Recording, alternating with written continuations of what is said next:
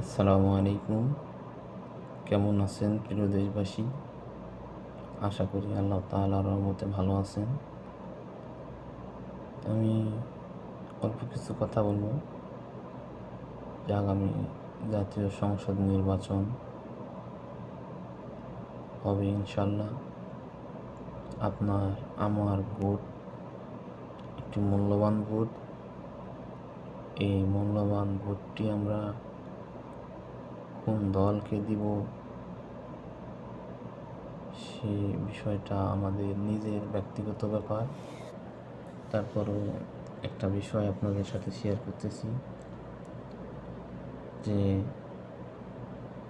বাংলাদেশে দুটি দলই অনেক দেখা হয়েছে।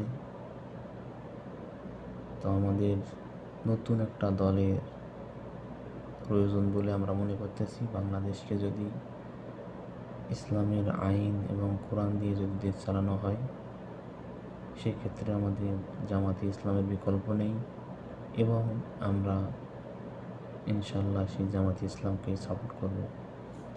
আসসালামু আলাইকুম ওয়া রাহমাতুল্লাহি ওয়া বারাকাতুহু।